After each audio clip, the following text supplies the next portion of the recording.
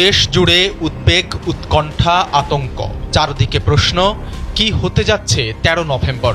দিনটিকে কেন্দ্র করে নাশকতা ও বিশৃঙ্খলার ভয়াবহ নীল নকশা এঁকেছে কার্যক্রম নিষিদ্ধ আওয়ামী লীগ। তাদের লক্ষ্য যে কোনো মূল্যে সহিংস পরিস্থিতি তৈরি করা।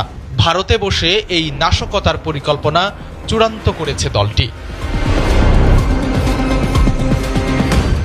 নীল নকশার অংশ হিসেবে রাজধানীতে 1 লাখেরও বেশি মানুষকে জড়ো করার পরিকল্পনা নিয়েছে আওয়ামী লীগ। দর্শক, আরও একটি নতুন নিউজে আপনাদেরকে স্বাগতম। দর্শক, বর্তমান বাংলাদেশের রাজনৈতিক সর্বশেষ যে পরিস্থিতি তৈরি হয়েছে তারই আলোকে বেশ কিছু আপডেট নিয়ে, বেশ কিছু নিউজ নিয়ে আবারও আমরা হাজির হয়েছি। দর্শক, মূল ভিডিওতে চলে যাওয়ার আগে আপনাদেরকে অনুরোধ করব, আমাদের চ্যানেলে যদি আপনি নতুন হয়ে থাকেন তাহলে আমাদের চ্যানেলে সাবস্ক্রাইব করে পাশে থাকা বেল আইকনটিতে অল দিয়ে রাখুন। দর্শক, নিত্য নতুন এই ধরনের ভিডিও সবার আগে পেতে আমাদের ভিডিওতে লাইক দিয়ে আমাদের সাথেই থাকুন। দর্শক, চলেন আমরা কথা না বাড়িয়ে আমরা মূল ভিডিওতে চলে যাই। দেশ জুড়ে উদ্বেগ, উৎকণ্ঠা, আতঙ্ক। চারদিকে প্রশ্ন, কি হতে যাচ্ছে 13 নভেম্বর? দিনটিকে কেন্দ্র করে নাশকতা ও বিশৃঙ্খলার ভয়াবহ নীল নকশা এঁকেছে কার্যক্রম নিষিদ্ধ আওয়ামী লীগ। তাদের লক্ষ্য যে কোনো মূল্যে সহিংস পরিস্থিতি তৈরি করা। ভারতে বসে এই নাশকতার পরিকল্পনা চূড়ান্ত করেছে দলটি।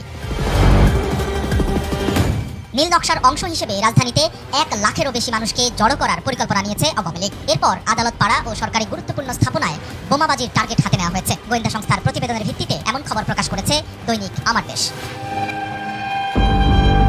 ক্ষমতাচ্যুত হাসিনার বিরুদ্ধে আন্তর্জাতিক অপরাধ ট্রাইব্যুনালে করা গণহত্যা মামলার রায় কবে হবে তা জানা যাবে 13 নভেম্বর। দিনটিতে অরাজকতা তৈরি করতে পরিকল্পনা বাস্তবায়নের দায়িত্বে রয়েছেন আসাদুজ্জামান খান কামাল। সহায়তা দিচ্ছে এসপির সাবেক প্রধান, ভারতে পলাতক পুলিশের অতিরিক্ত আইজি মনিরুল ইসলাম এবং ডিএমপির পলাতক কমিশনার হাবিবুর রহমান। বিশেষ করে গোপালগঞ্জ ও মাদারীপুরে অরাজকতা পরিকল্পনা রয়েছে আওয়ামী লীগের।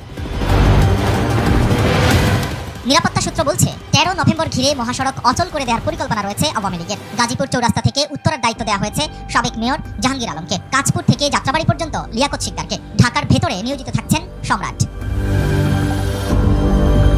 রায় ঘোষণা হলে এই অঞ্চলে বিশাল শোডাউন ও আন্দোলন হবে, যাতে আন্তর্জাতিক ও দেশি মিডিয়ায় দ্রুত প্রতিক্রিয়া সৃষ্টি হয়। বিদেশি মিডিয়া ও সোশ্যাল মিডিয়ার মাধ্যমে ভিডিও এবং সংবাদ প্রচারে টার্গেট করা হয়েছে।